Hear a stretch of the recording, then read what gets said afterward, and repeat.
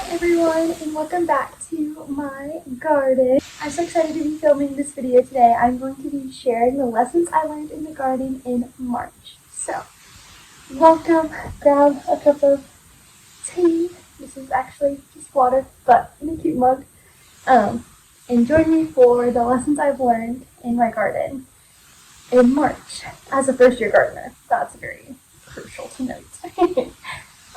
So I have spent some time journaling in order to prepare for this video. And so I wanted to share a little bit about what I've learned kind of in a whimsical, philosophical, high in the sky, not practical in the slightest. And then after that, I'm going to share some of the practical lessons that I've learned, things that I now know to avoid or know to do to help me be successful in the garden. So please bear with me as I share some of my thoughts. As I was journaling, I really believe one of the lessons that is closest to my heart that I've learned throughout March would certainly be the community that's created through gardening.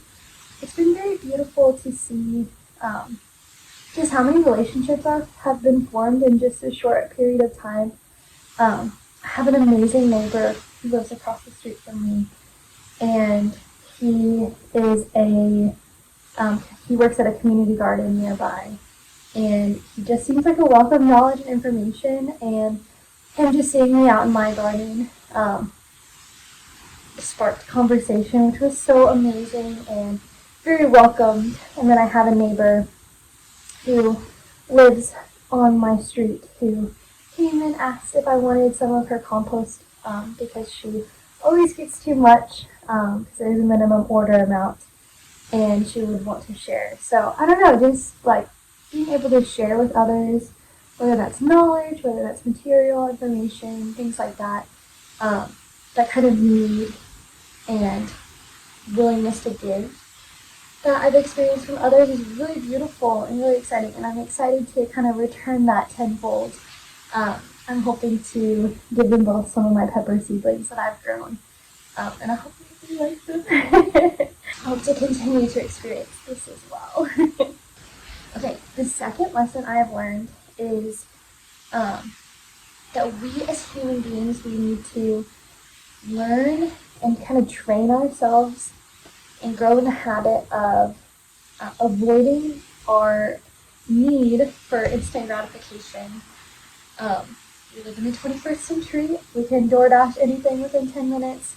We have Amazon packages that arrive overnight if we need them. And I really believe that my need for instant gratification has sunk into my core of who I am. And it's honestly held me back from achieving a great number of goals. I think it takes away from my ability to persevere through hardships. I think it takes away from my virtue of fortitude. And so gardening has kind of breathed a fresh life into the hope that I have for overcoming that kind of need for instant gratification that's kind of set into me, into who I am. And it's a very long journey from seed to seedling to plant harvest. And I think there's such a beauty in that journey, and that applies to any other thing. Like if you're going through med school, there's a beauty to that journey and the rewards that are reaped at the end of anything that's hard, anything that's challenging, anything that's not instant. And so being able to reconnect with that beauty and to hopefully create a habit of rejecting instant gratification and my need for that, yes, will bring a lot of joy back into my life and help me to grow as a person. So that's one thing that I am very excited about, and will be a process of growing in that. It's just a lesson that's been brought to mind that hasn't necessarily been learned in March. I'm going to be learning it for a long time. The third lesson that I've learned is I cannot keep flowers out of my garden. And not that was ever a goal. I know the benefits of flowers. I know that they are so good for pollinators. They're so good for your plants. They're so good for a productive garden. As I was kind of preparing for the gardening season over winter in terms of ordering seeds and doing research and things like that, I just really emphasized wanting to have a garden that is productive and has veggies and fruits and can kind of provide for my family in a little way. And I have learned that I just have an innate desire to grow flowers as well alongside that, which is beautiful. And I was not suppressing it before necessarily, but I was like, okay, like that's beautiful, but let's focus on like the practicals. And I've just been re-enchanted with the joy of the not practical and the beauty and the flowers. So I've ordered a lot of flower seeds in the recent months, and I'm really excited to get those planted. And I have purchased some at like some actual plants and added them into my garden and home and stuff. So I was surprised by a lovely lilac bush in my garden. We currently rent, and so I haven't seen this house through a full year yet. And so it was a surprise what kind of bush was growing in my garden, and it was a lilac bush, and I've always wanted to, ever since I read Nancy Drew when I was a little girl, to The Mystery at the Lilac Inn. I wanted to have a lilac bush. And I didn't even know what they looked like at the time, but I was like, wow, they must be so enchanting. So I was like, I need a lilac bush. And I've never had one before, and it's such a joy to have one. I'm so excited and feeling very blessed. So, yes, that's amazing.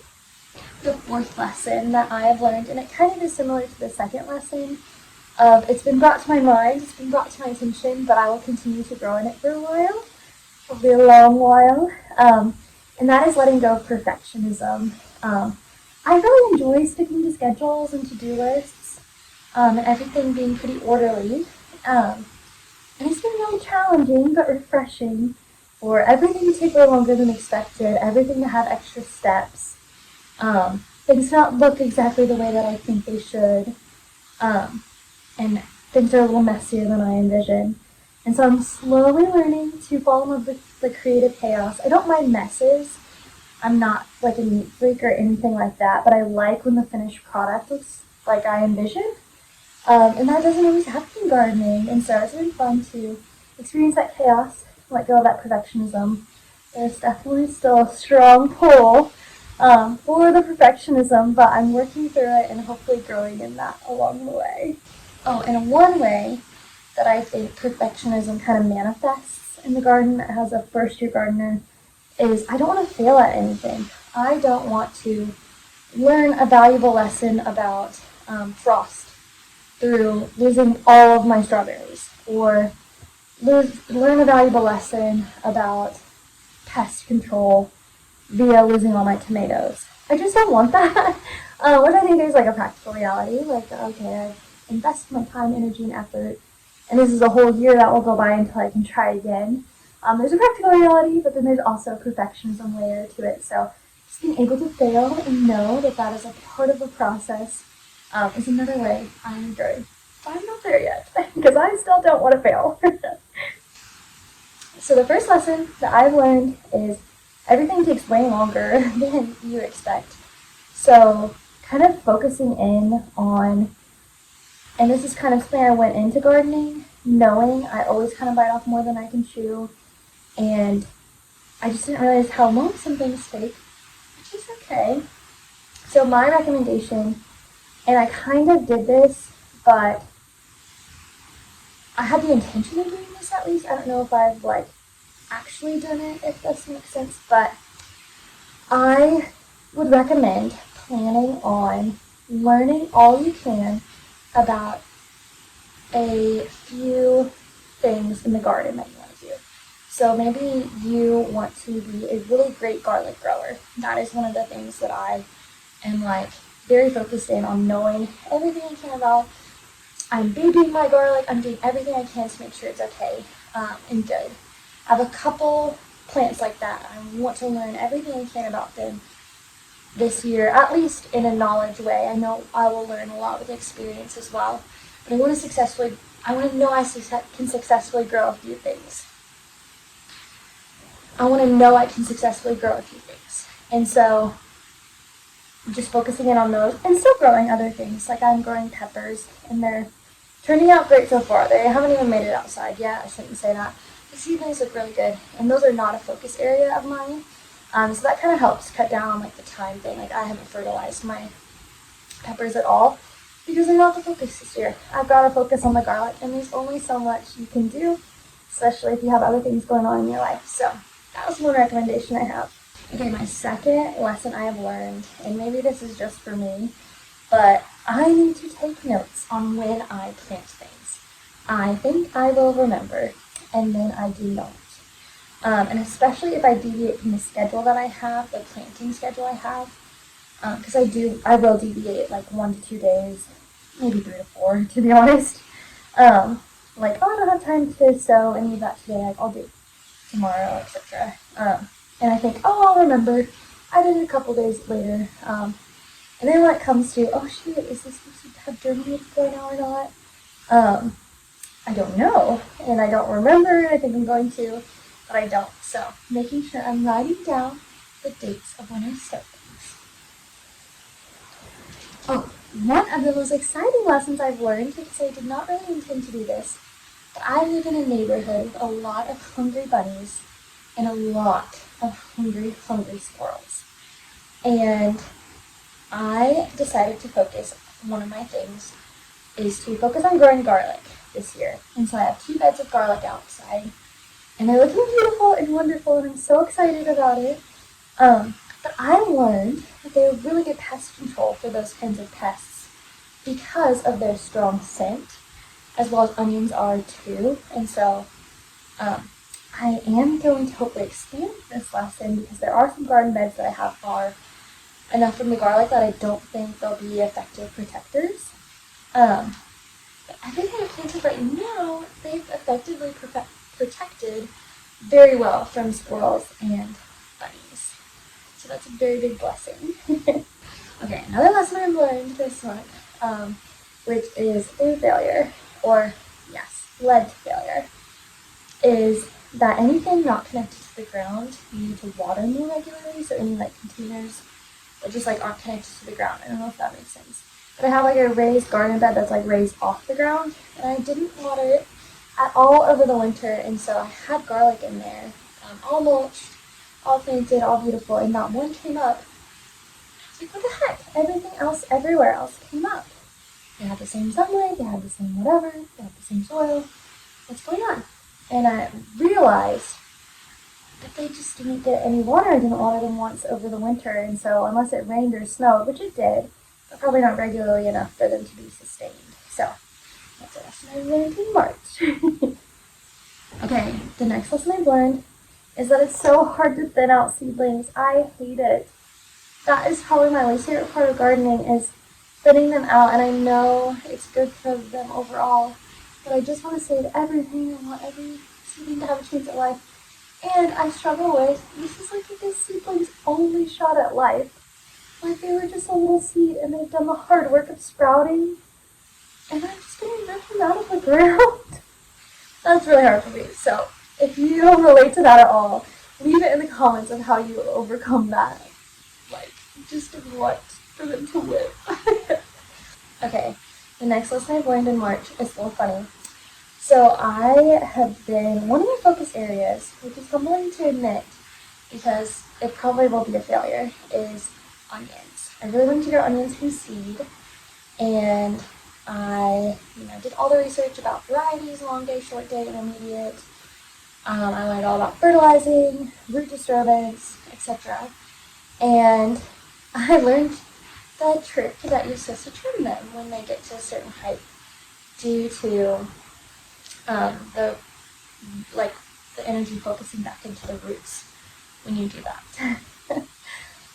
Somehow I missed the lesson that you don't trim the main sprout that comes up. You trim the offshoot that develops later, and so I did not realize that.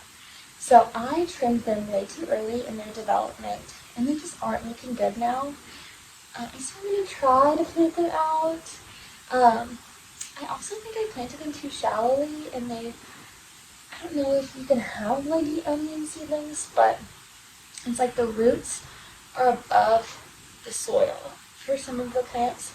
So that was really interesting as well. I wasn't sure why that happened. My theory is that I didn't plant the seedlings deep enough into the soil when I started them. So I am going to have a learning year for my onions. Okay, the last lesson that I have learned is that when you plant out blueberry bushes, it can be very normal and very scary, if you ask me, but very normal for the blueberry bush leaves to change colors to like a browny, purpley, almost reddish color. And that is so scary because you think you've killed them, everything's going wrong, they're on the brink of death. But it's normal for them to do that as they acclimate to their new environment. So if you are growing blueberries and you're a first-time blueberry gardener and your blueberries start to change colors, don't freak out because I freaked out. And I was thankfully very, very calmed down by a very good YouTube video about why this is happening and how to fix it. Which there really isn't to fix it, they're just acclimating to a new environment. You just wait, and they're not going to die. So that's really good. I love it when my plants don't die. But that was the last lesson for March. Thank you guys for listening to all of the lessons that I've learned in March. I hope that some of them were relatable. Maybe if you're a seasoned gardener, you can think back to your first few months gardening or your first year gardening and think back to the lessons you learned. I bet a lot of them were kind of funny and will make you giggle. And if they do, share them in the comments because I can't wait to read what other people have learned about gardening this year or in their first year. So, cheers to a lovely gardening season, and I will see you guys in my next video.